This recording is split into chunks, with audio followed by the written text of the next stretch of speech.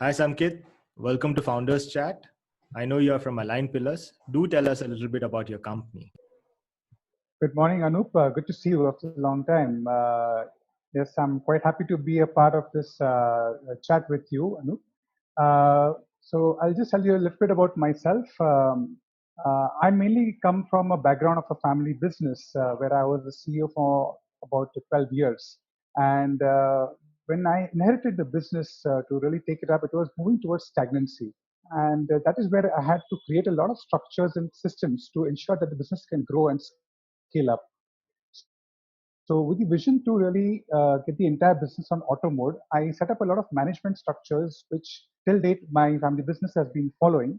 The outcome of that is that it has freed up a lot of my time to focus and a lot of other family businesses to scale up as well. And that's the reason Aligned Pillars was born. Aligned Pillars is basically a company which is helping a lot of family business to transform themselves into a scalable, sustainable, and a profitable organization, which is professionally managed, yet it has the values and the bonding of family business. So this is what we step in and help a lot of family businesses to scale up to the next level. How big is the team now, and how old is the business Align Pillars? So currently we are almost helping about 15 clients at any point of time because the philosophy what I have always imbibed is to help companies go right till the bottom, right till the impact of the bottom line and the top line, and not just like a typical training company. So we focus on going much more in depth with a very few at a time.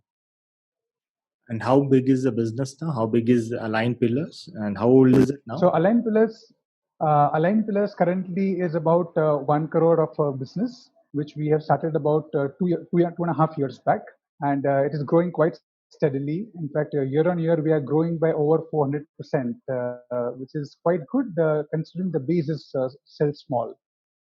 So, how do you acquire your clients? As a services company, there's always a tension of showcasing results because unlike a product company, there's nothing to touch and feel. So, how do you acquire clients?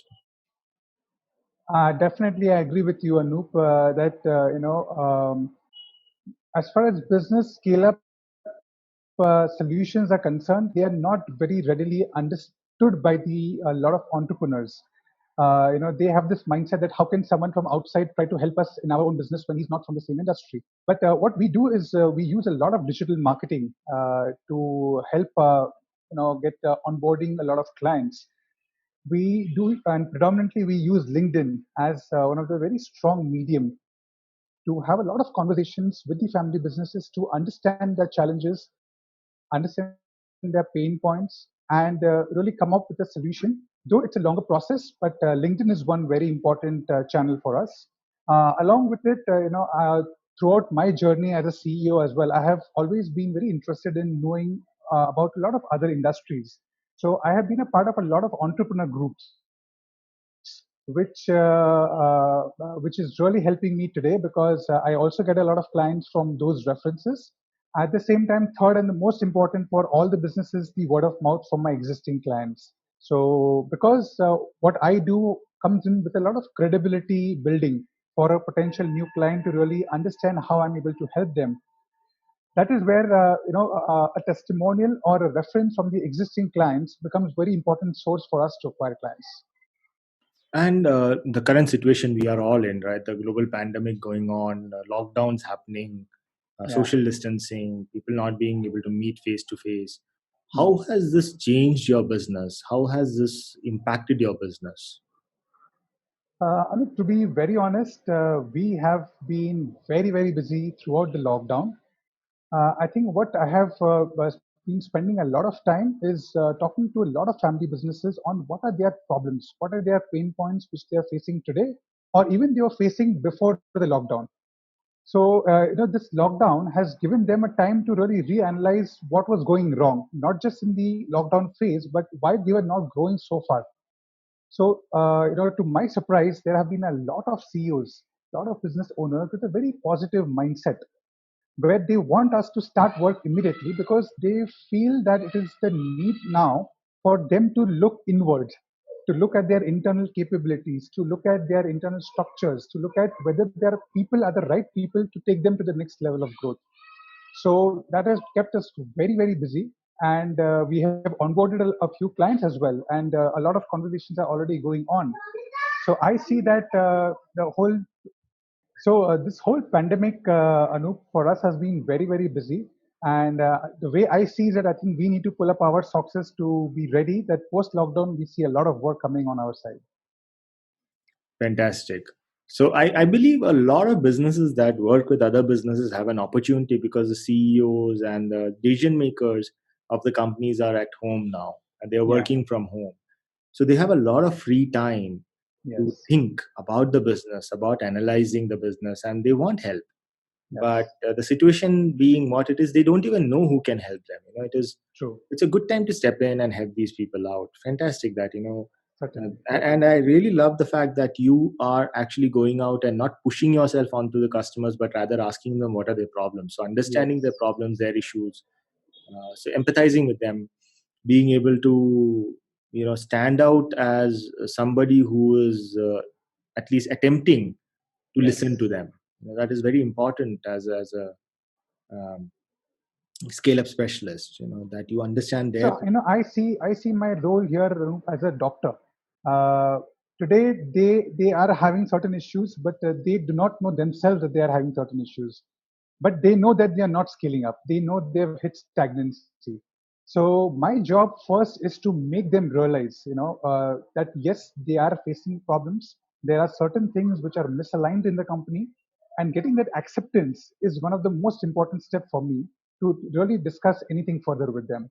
So for me, it's not more of a selling myself or selling the company, but really providing them the platform to for a self realization, then offering them the solution on how they could really break this shackle of stagnancy. You already told that your company is growing 400%, and I'm assuming there was a point that something changed. Yeah. Initially companies always grow slow, but they do something which kind of shifts the Hmm. momentum, growth momentum, right? What was it that you did that shifted that what was the pivot that kind of changed the trajectory for you?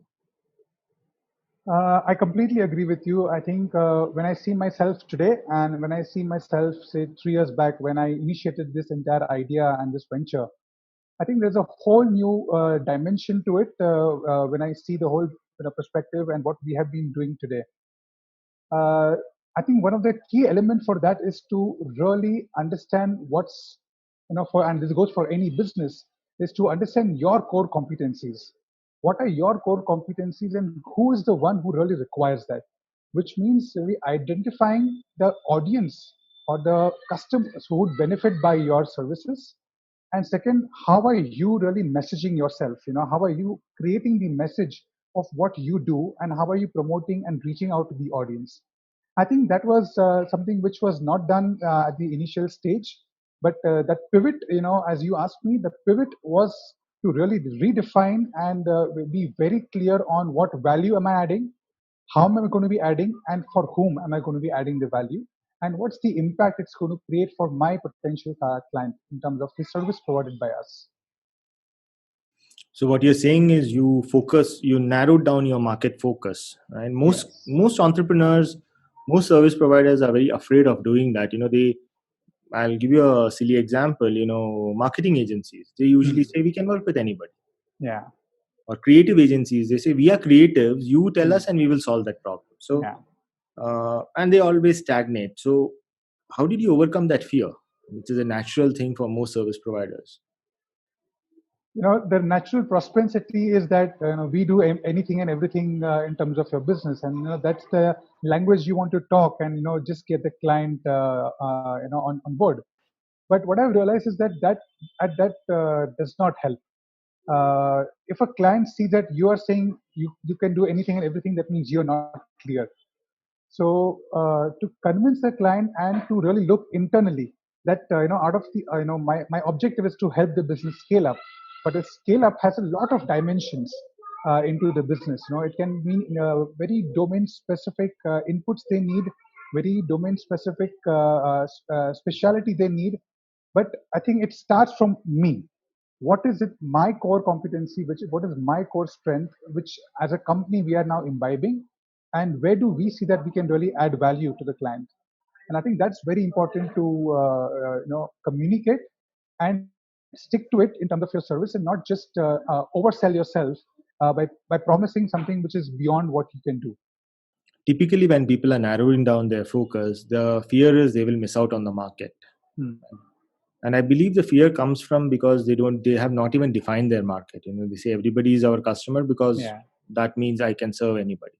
Hmm. How did you overcome that situation where the fear of missing out on the market? Did you measure the market after you, let's say, narrowed it down, or did you do something from that perspective? So, again, if I compare myself today and 3 years back when I started, yes, to be honest, my perspective also was that, just try to get whoever tells me yes, that they need help. But what I've realized is, the customers which were coming in were not the right customers, or, what they were looking at was very different. So when I was in the process of narrowing down the entire market for myself, there was a fear that how can I say no to a certain segment, and how do I let go of the business when I really need clients? But what I realized is once we really put down the market we want to cater to, put down the kind of entrepreneurs we want to work with, kind of industries we want to work with, that itself were a huge gamut, much more out there in the market than what my fear was telling me. So it is not that by narrowing down I'm focusing only on a very few clients today. With my focus of family businesses, and India being almost 80% driven by family businesses, it still poses me a lot of potential to continuously have prospective clients coming in. So today I do not fear, which I used to fear at the early stage. But it is important that, in fact, I'll tell you now, we are also pruning down family businesses much further. Where again, family business could mean anywhere between a 5 crore company to a 5,000 crore company. All could be categorized into family business. But now we are saying that can we be more relevant to companies who are hitting stagnancy after mid-size growth, which means we are now catering to companies which are between 60 crores and 300 crores. So that's the target audience which we are catering to right now, and we are seeking as new prospective clients as well. So it helps to really scale down and narrow your focus. It gives you much more bandwidth. I think narrowing your focus makes you a specialist. I remember you gave the doctor analogy, and instead of being a general practitioner, you become a specialist, and people Yeah. know to approach you for this type of problem. And that's fantastic insight, Samkit. Great chatting with you today. All the best Great. for growing Thank Align you so Pillars. much. Let it continue growing at 400 and 500% per annum. I look forward to speaking with you again, maybe 6 months down the line, where you can tell me more success stories. Thank you Definitely. for Looking being on, forward. this chat. Thank you for being on. Thank you. Thank you so much. Thank you so much, Anup, for having me here. And it was great talking to you as ever.